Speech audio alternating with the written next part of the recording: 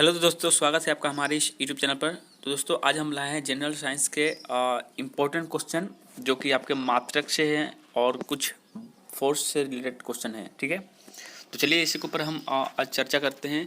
और उससे पहले दो बातें आपसे कर लें कि देखिए, जनरल साइंस से आपके टोटल 25 क्वेश्चन आने वाले हैं एग्जाम में। तो इसकी मैं इस तरह से तैयारी करवा दूंगा कि आप 25 में से 20+ मार्क्स ज़रूर लेकर आइएगा। और एक बात बता दूं, आज से एक खुशखबरी भी है आप लोगों के लिए कि जो भी क्वेश्चन आपसे कराए जाएंगे उसका जो PDF है आपको प्रोवाइड किया जाएगा। ठीक है, तो आप एक काम करिएगा, नीचे डिस्क्रिप्शन बॉक्स में PDF का लिंक दिया होगा। ठीक है, वहाँ से आप जाकर इसके डायरेक्ट डाउनलोड कर सकते हैं। और जो भी हमारे व्हाट्सएप प्रिपरेशन ग्रुप से जुड़े हुए हैं उनको भी ये PDF प्रोवाइड कर दी जाएगी। तो जो अगर व्हाट्सएप ग्रुप में प्रिपरेशन के लिए जुड़ना चाहते हैं तो वो भी उनका भी जो लिंक है नीचे डिस्क्रिप्शन में दिया हुआ है। और विज्ञान की जो यानी कि साइंस, जनरल साइंस की 3 क्लासेस ऑलरेडी हो चुकी है। तो आप चाहें तो आई बटन पर क्लिक करके वो क्लासेस भी देख सकते हैं। तो चलिए स्टार्ट करते हैं आज का पहला क्लास। तो प्रश्न क्या है कि निम्नलिखित में से कौन सा द्रव्यमान की इकाई नहीं है। ठीक है, तो बताइएगा इसका सही आंसर। तो इसका सही आंसर हो दोस्तों, देखिए पौंड जो है आपका द्रव्यमान है, यानी कि तौलने वोलने के मापने आता है, किलोग्राम भी है, ग्राम भी है, लेकिन यहाँ पे डाइन जो है वो फोर्स की है। तो इसका सही आंसर होगा ऑप्शन नंबर डी। अगला प्रश्न दोस्तों, बल का मात्रक होता है, क्या होता है तो बताइएगा।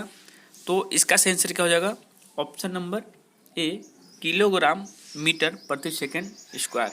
कैसे होता है, देखिए फोर्स का एक फॉर्मूला होता है MA। ठीक है, यानी मास हो गया यानी कि मात्रक, और ए का मतलब होता है एक्सीलरेशन। एक्सीलरेशन का फॉर्मूला आपको पता है मीटर पर सेकंड स्क्वायर।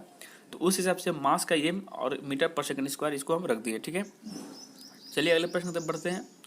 प्रश्न है दोस्तों कि फैराड किसका मात्रक है। ये क्वेश्चन आपको देखने को बहुत बार मिला है, तो बताइएगा इसका सही आंसर। तो इसका सही आंसर दोस्तों ऑप्शन नंबर सी, धारिता की है। ठीक है, चलिए अगले प्रश्न की तरफ बढ़ते हैं कि ऊष्मा के यांत्रिक तुल्यांक का मात्रक है, कौन है दोस्तों। तो बताएंगे इसका सही आंसर। तो इसका सही आंसर हो दोस्तों ऑप्शन नंबर ए, जूल प्रति कैलोरी। ठीक है, चलिए अगले प्रश्न की तरफ बढ़ते हैं। देखिए ये प्रश्न थोड़ा नॉर्मल है, लेकिन ये बहुत ही गजब के प्रश्न है। ऐसे ही प्रश्न एग्जाम में देखने को मिलते हैं और लोग गलती कर बैठते हैं। तो अगला प्रश्न है कि फोर्स की SI यूनिट क्या है, यानी कि बल की SI यूनिट क्या है दोस्तों। तो इसका सही आंसर हो दोस्तों ऑप्शन नंबर बी, न्यूटन। ठीक है, और जो डाइन होती है उसकी CGS इकाई होती है। अगला प्रश्न है कि प्रतिरोध को मापने की इकाई क्या है। ठीक है, तो बताइएगा इसका सही आंसर। तो इसका सही आंसर हो दोस्तों ऑप्शन नंबर ए, ओम जो है रेजिस्टेंस की वो इकाई है। ठीक है, अगला प्रश्न क्या है, प्रश्न है कि पृथ्वी से लेकर सूर्य तक की अनुमानित दूरी जो है, ठीक है, की लंबाई की यूनिट क्या है। तो बताइएगा इसका सही आंसर दोस्तों। तो इसका सही आंसर होगा option number B, astronomical unit. ठीक है, अगला प्रश्न है कि निम्नलिखित में से सदिश राशि है, कौन है बताइएगा।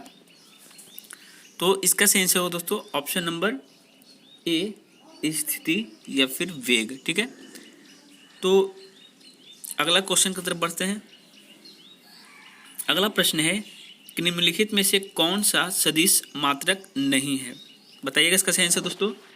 तो इसका सही आंसर हो जाएगा ऑप्शन नंबर डी, गति जो है वो सदिश मात्रक नहीं है। क्यों नहीं है, देखिए विस्थापन में एक निश्चित दिशा होती है, वेग में भी, आवेग में भी होती है, बल आघूर्ण में भी होती है, लेकिन गति में सिर्फ और सिर्फ हमको डिस्टेंस का पता चलता है, लेकिन वो डायरेक्शन नहीं पता चलता है। ठीक है, चलिए अगले प्रश्न की तरफ बढ़ते हैं। प्रश्न है दूध का अपेक्षित घनत्व ज्ञात किया जा सकता है किसके द्वारा। तो बताइएगा इसका सही आंसर। तो दोस्तों इसका सही आंसर हो जाएगा ऑप्शन नंबर 3, लैक्टोमीटर से। ठीक है, अगला प्रश्न क्या है कि गाइगर मूलर काउंटर द्वारा जांच की जाती है। ठीक है, तो क्या किसकी जांच की जाती है दोस्तों, तो बताइएगा इसका सही आंसर। तो इसका सही आंसर होगा ऑप्शन नंबर बी, रेडियो सक्रिय स्रोत के विकिरण की जो है जांच होती है। ठीक है, अगला प्रश्न है कि निम्नलिखित में से कौन सा यंत्र धातु भट्टियों के अंदर के तापमान को मापने के लिए सबसे उचित माना गया है। ठीक है, तो बताएंगे इसका सही आंसर। तो इसका सही आंसर दोस्तों ऑप्शन नंबर ए, पायरोमीटर। ठीक है, चलिए अगले प्रश्न की तरफ बढ़ते हैं। प्रश्न है दोस्तों कि मृदा में जल तनाव मापने के लिए प्रयोग किए जाने वाले यंत्र को क्या कहा जाता है। तो बताइएगा इसका सही आंसर। तो इसका सही आंसर होगा ऑप्शन नंबर बी, उत्ताप मापी। ठीक है, उत्ताप मापी द्वारा जो है आपका मृदा में जल का तनाव जो है मापा जाता है। ठीक है, अगला प्रश्न है कि वायुमंडलीय दबाव को मापने के लिए किस उपकरण का प्रयोग किया जाता है। ठीक है, तो इसका सेंसर क्या हो जाएगा, इसका सेंसर हो दोस्तों ऑप्शन नंबर बी, बैरोमीटर से। ठीक है, और एक बात बता दूं आपका जो इसमें आंसर जो दिया होगा वो सी दिया होगा, थर्मामीटर, लेकिन थर्मामीटर टेम्परेचर मापने के लिए होता है।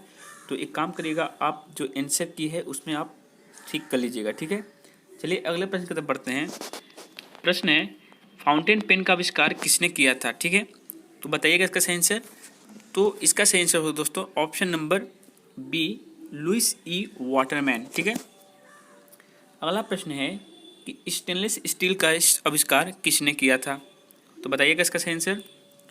तो इसका सही आंसर होगा दोस्तों option number C, Harry Brearley ने। ठीक है, अगला प्रश्न क्या है कि अल्फ्रेड नोबेल पुरस्कार की स्थापना करने वाले अल्फ्रेड नोबेल ने किस चीज़ का आविष्कार किया था। ठीक है, तो बताइएगा इसका सही आंसर।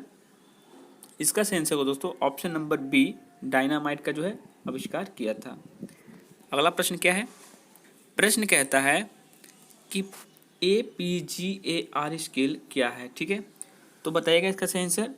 तो दोस्तों इसका सही आंसर होगा ऑप्शन नंबर सी, एक नवजात शिशु की भौतिक स्थिति निश्चित करने का स्केल है। ठीक है, अगला प्रश्न क्या है कि पिस्तौल यानी कि रिवॉल्वर का आविष्कार किसने किया था। तो बताइएगा इसका सही आंसर। तो इसका सही आंसर होगा दोस्तों option number D, Samuel Colt ने जो इसका आविष्कार किया था। ठीक है, चलते हैं गति के नियम एवं बल के कुछ क्वेश्चन को देखते हैं। प्रश्न कहता है कि एक समान वेग से चल रही गाड़ी में से एक व्यक्ति प्लेटफॉर्म पर एक गेंद गिराता है। प्लेटफॉर्म पर खड़े एक प्रेक्षक द्वारा देखी जाने वाली गेंद का पथ कैसा होगा। ठीक है, बहुत अच्छा क्वेश्चन है। तो इसका आंसर क्या होगा, इसका आंसर होगा दोस्तों ऑप्शन नंबर सी, पर वलय होगा। ठीक है, अगला प्रश्न क्या है कि जब किसी वस्तु की गति त्वरित होती है तो क्या होती है। तो इसका सही आंसर होना चाहिए ऑप्शन नंबर, बोलिएगा आप लोग, ऑप्शन नंबर डी, उस पर सदैव कोई बल कार्य करता है। ठीक है, चलिए अगला प्रश्न चलते हैं। प्रश्न है न्यूटन के प्रथम गति के नियम की संकल्पना देता है। कौन देता है दोस्तों, किसकी देता है। तो इसका सही आंसर क्या हो जाएगा, इसका सही आंसर होगा ऑप्शन नंबर डी, जड़त्व का जो है संकल्पना देता है। आपको पता है न्यूटन का प्रथम नियम ही जड़त्व का नियम कहलाता है।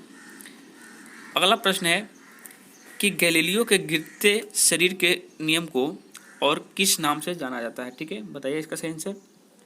तो इसका सही आंसर होगा दोस्तों ऑप्शन नंबर बी, न्यूटन का प्रथम नियम।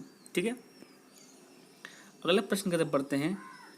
प्रश्न कहता है रॉकेट किस सिद्धांत पर काम करता है। ठीक है, बहुत ही अच्छा क्वेश्चन है, बहुत बार ये क्वेश्चन आया है दोस्तों। तो इसका सही आंसर क्या होगा, इसका सही आंसर होगा दोस्तों ऑप्शन नंबर ए, न्यूटन के तृतीय नियम के ऊपर काम करता है।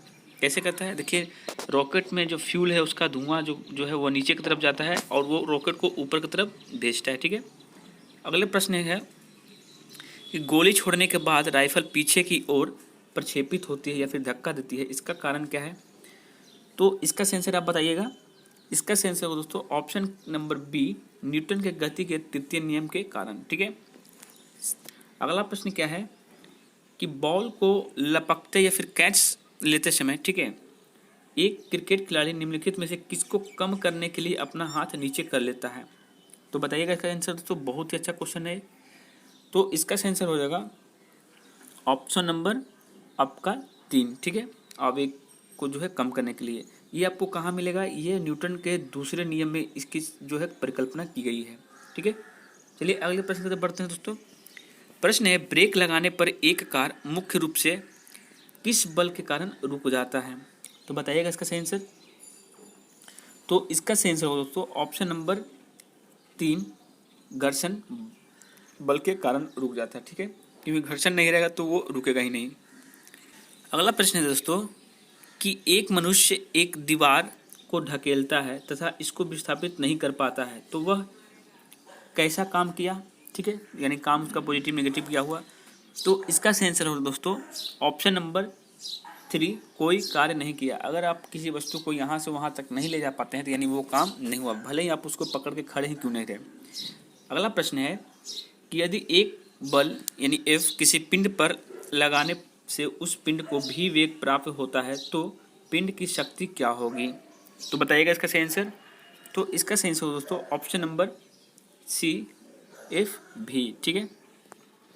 अगला प्रश्न है कि एक मशीन 500 जूल कार्य 10 सेकंड में करती है तो मशीन की शक्ति क्या होगी? तो इसका सही आंसर क्या होगा? ऑप्शन नंबर सी, 50 वाट, ठीक है। तो ये था आज का आपका 30 क्वेश्चन का सेट। तो ये वीडियो कैसी लगी ज़रूर बताइएगा। और एक बात और, जो एक क्वेश्चन गलत हुआ है बैरोमीटर वाला, वो देखिए अगर वहाँ पे तापमान दिया होता तो हम थर्मामीटर लेते, लेकिन वो बैरोमीटर होगा। तो आप सुधार कर लीजिएगा आप PDF के आंसर की में, ठीक है। Thank you. जय हिंद, जय भारत।